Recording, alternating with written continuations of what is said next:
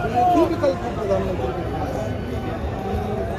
आप लोग एक करप्ट इंसान है और शिक्षा को करप्शन करना बंद कीजिए, अपने अपने इस्तीफा दीजिए, कुर्सियां खाली करिए, युवाओं को मौका दीजिए, हम सबको आने का मौका। ये भाई तानाशाह सरकार है, तानाशाह।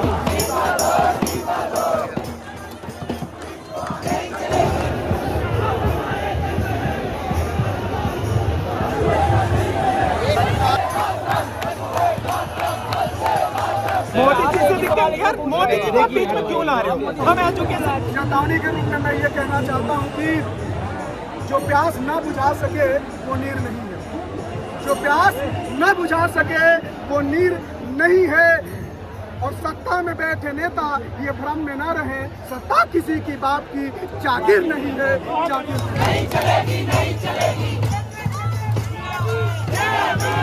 तो मैं एक शायरी से कहना चाहूंगा कि तलवारों के साए पे इतिहास हमारा पलटा है, कि तलवारों के साए पे इतिहास हमारा पलटा है, जिस ओर दुनिया चलता है उस ओर जमाना चलता है।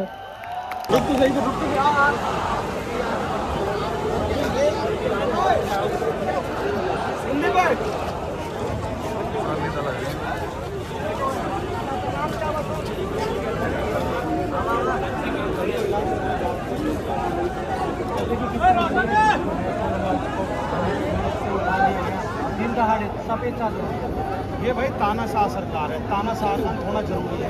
एक समय था हिटलर का।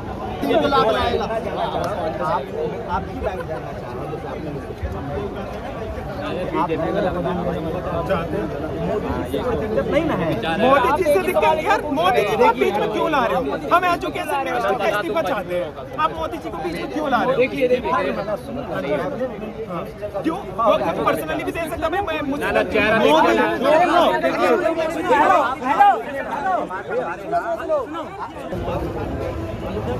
सरकार से समझेगा तो अब तो सरकार के पास कोई विकल्प ही नहीं बचा। एक ही विकल्प है प्रधानमंत्री के पास। ये जो उनके धर्मेंद्र प्रधान है उनके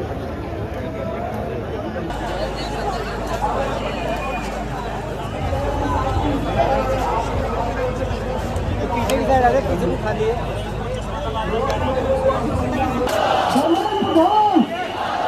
और ये पूछ रहे हैं कि ये फेंकने से क्या हो जाएगा। मैं ये बता देना चाहता हूँ कि जो बच्चे जो हमारे साथीगढ़ मरे हैं उनकी किसकी रिस्पॉन्सिबिलिटी है? हमने इन्हें वोट दे के जिताया है तो इनकी रिस्पॉन्सिबिलिटी है। और उन्हें ये लगता है कि युवाएं कुछ नहीं कर सकते। तो मैं एक शायरी से कहना चाहूँगा कि तलवारों के साए पे इतिहास हमारा पलटा है, कि तलवारों के साए पे इतिहास हमारा पलटा है, जिस ओर दुनिया चलता है उस ओर जमाना चलता है।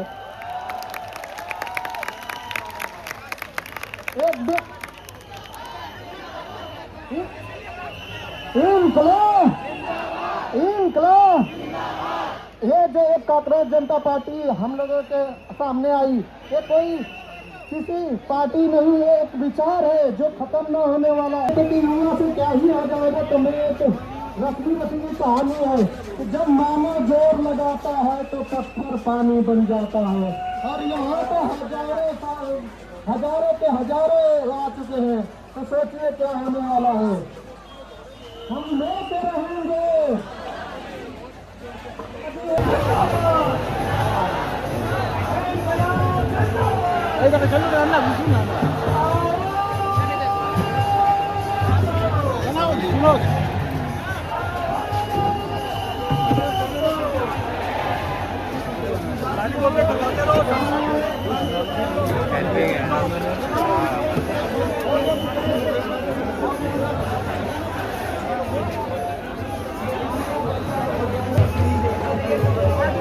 दिखेगा नहीं ऐसे, वो पास में नहीं होगा।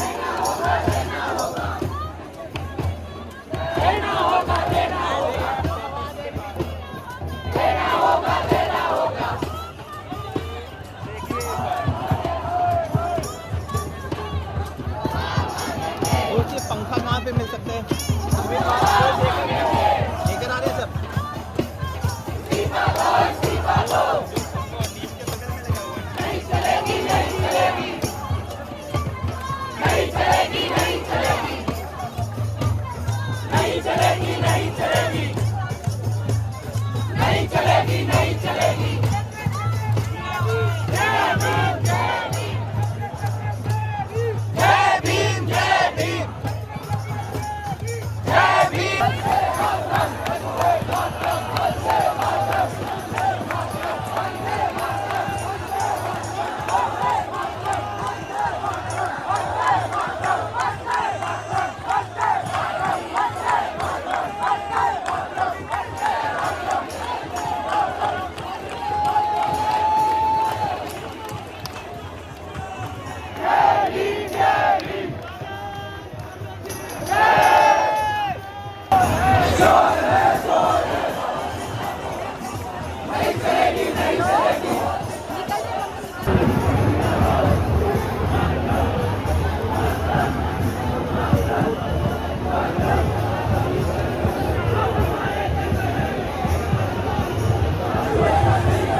किताब आप लोग डाउनलोड कर लें। स्कैन करें, शिक्षा की बर्बादी की किताब है, दास्तान है, दस्तावेज है, डॉक्यूमेंट है, सरकार। धर्मेंद्र प्रधान इस्तीफा दो। धर्मेंद्र प्रधान इस्तीफा दो। धर्मेंद्र प्रधान इस्तीफा दो। इंकलाब इंकलाब।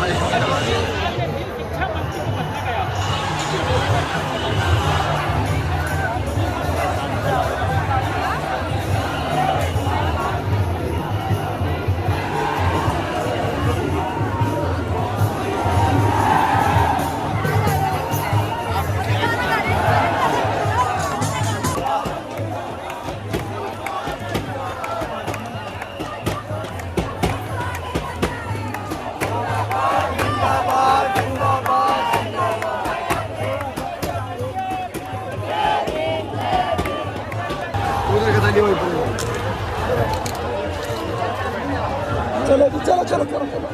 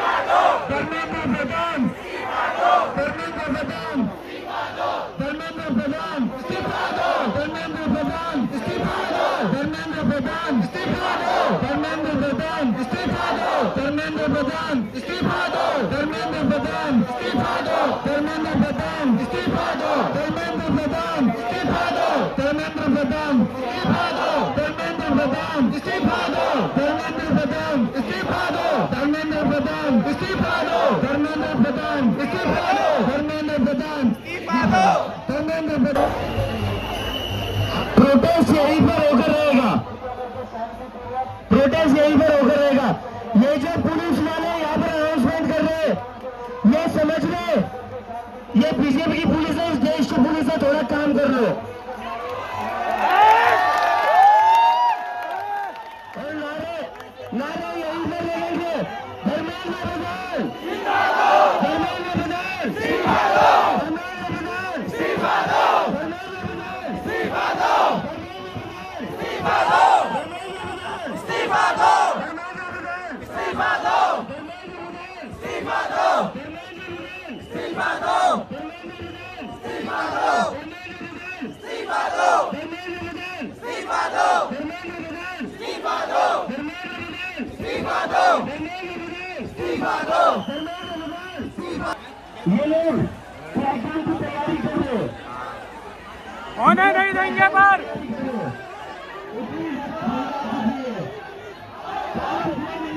हाय हाय हाय हाय हाय हाय। अभी ये लोग बोलेंगे ऑर्गेनाइजर्स अरे पुलिस कुछ नहीं है 40,000 पुलिस वाले लगा रखे हैं यहाँ पर सिर्फ 4 किलो भी लगा रखे हैं अगर दिल्ली पुलिस सुधर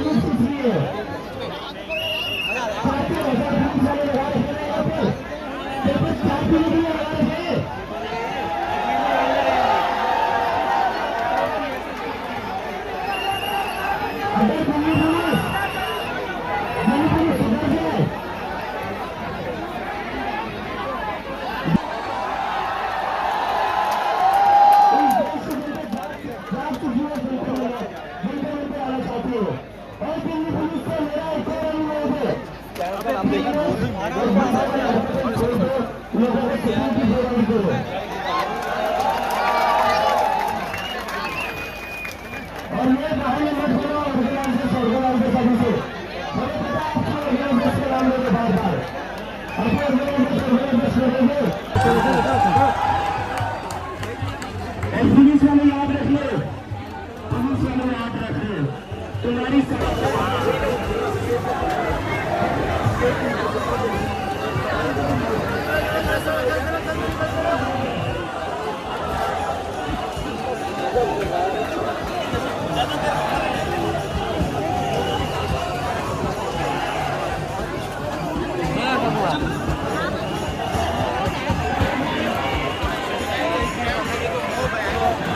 के बारे में हम लोग कहाँ चल रहा है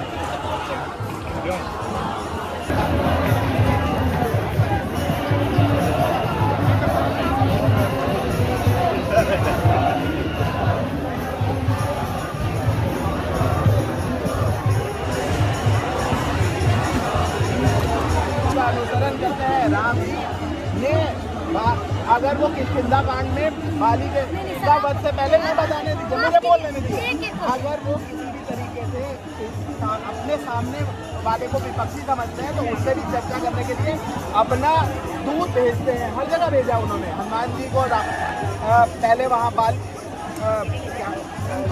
लंका में भेजा अपना दूध बना के भेजा किसी को यहाँ दूध की तरह भेज नहीं सकते सारी पार्टियां आ रही है पर अगर जिसके विपक्षी राज में समझते कोई हैं पार्टी नहीं आ रही है क्योंकि उन लोगों के एथिक्स की और नैतिकता की हम उम्मीद कर ही नहीं जा सकती 12 साल में देश के प्रधानमंत्री एक प्रेस कॉन्फ्रेंस नहीं कर पाए हैं किसी भ्रष्टाचारियों को बेईमानियों को बलात्कारियों को संसद में विधायक बनाकर बैठे हैं लोगों को खरीद रहे हैं पैसे के अडानी और अंबानी के बलबूते के पैसे पर दूसरी पार्टी के सांसदों को खरीद रहे हैं शिक्षा व्यवस्था में सरकारी स्कूलों को बंद करते जा रहे हैं प्राइवेट स्कूलों को महंगे कराते जा रहे हैं लोगों के सस्ते इलाज महंगे होते जा रहे हैं लोगों पे कर्ज और EMI बढ़ती जा रही है लेकिन नरेंद्र मोदी की तरफ से क्यों नहीं रखती है केवल उनके दो दोस्त इस देश के दुनिया के सबसे अमीर होते जा रहे हैं और देश का आधुनिक कर्ज में बीमारी में बढ़ता जा रहा है और देश का प्रधानमंत्री सुन नहीं पा रहा है वह 12 साल से अपने लोगों को मन की आवाज़ सुना रहा है लेकिन इतने सारे लोगों की एक की मन की आवाज़ नहीं सुन पाया तो ऐसे प्रधानमंत्री को प्रधानमंत्री नहीं प्रधान भी नहीं होना चाहिए जी माता जी आप बहुत देर से कुछ कहना चाह रहे हैं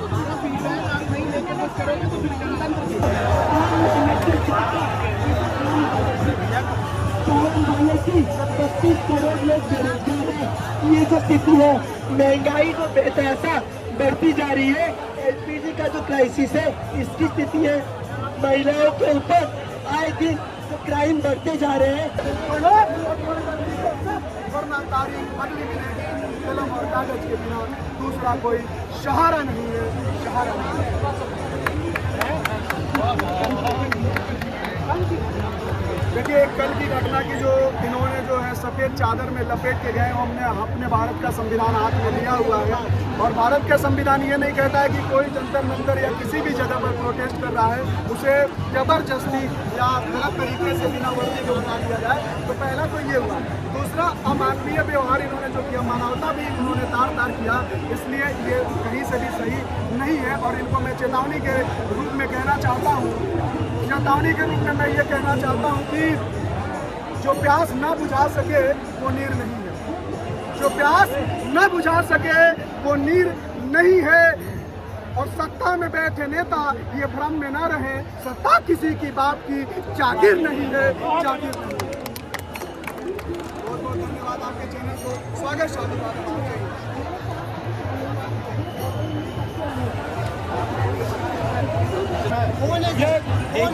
ये कोई आप किसी को तो बता दिए सूट भी दिखा दो किसी स्टूडेंट को, बताइए हम गारंटी लेते हैं। ये मोदी मीडिया तो कुछ भी कह दे, सरकार कुछ भी कह दे, सरकार कुछ भी कह दे, इससे कुछ नहीं होता। ये हमें पता है इस्तीफा देना ना देना उनका काम है। इस्तीफा नहीं देने का हमें लगता है, मगर अब मैं बता रहा हूँ आपको, ये जन आंदोलन बना कि देश की जनता सरकार को आके देखने वाली है। लेकिन मजबूर सरकार है, सांसद लगातार समर्थन दे रहे हैं। गुंडागर्दी है, गुंडागर्दी है, डर है, खौफ है, ईडी सीबीआई ये है, पुलिस का दुरुपयोग किया जा रहा है, ईडी का दुरुपयोग किया जा रहा है, सीबीआई का खरीदा जा रहा है। डायरेक्टर ने बताइए, राहुल गांधी ने रेट लिस्ट जारी कर दी है कि नीट का पेपर 40 लाख में अब हर पेपर के। हाँ, जब बेचोगे तो भाई सब कहेंगे, जब एक चीज़ आप बेचेंगे तो कितने स्टूडेंट मर गए।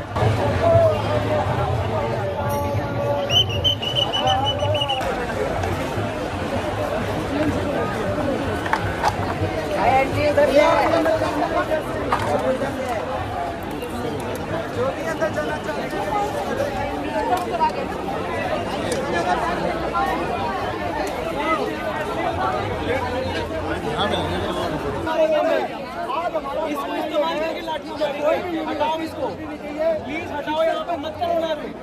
ये पब्लिक रोड है, यहाँ भीड़ मत करो। राजीव भाई, हाँ तो सरकार का इस्तीफा मांगो ना। अरे भाई सही बोल रहे हो, भाई सही बोल रहे हो। सरकार का इस्तीफा एक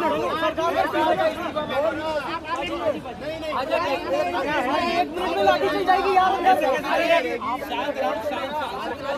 भीड़ मत करो, यहाँ भीड़ मत करो, लाठी चल जाएगी अंदर। भीड़ मत करो, भीड़ मत करो यहाँ पे। नरेंद्र मोदी इस्तीफा दो। ये वहाँ विदेश से आके अपना करियर खराब कर रहे हैं। कोई तो बस इसने मुद्दा उठाया।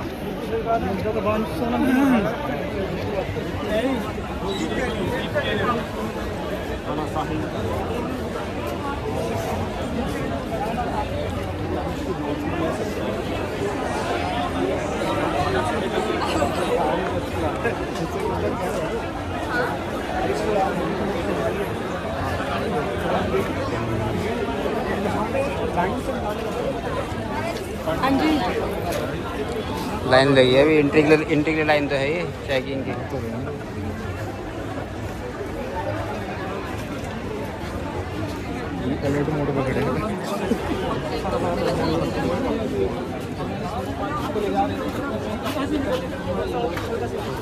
ये बैग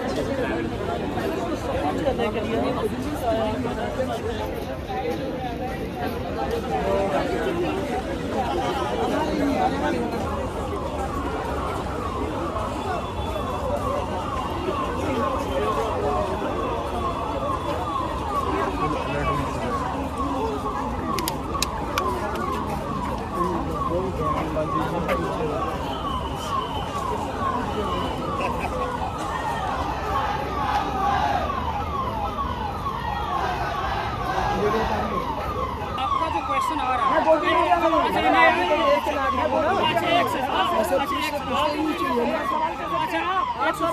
आप मोदी के ऊपर क्यों नहीं प्रश्न पूछ रहे? हम बताएंगे क्वेश्चन आ रहा है।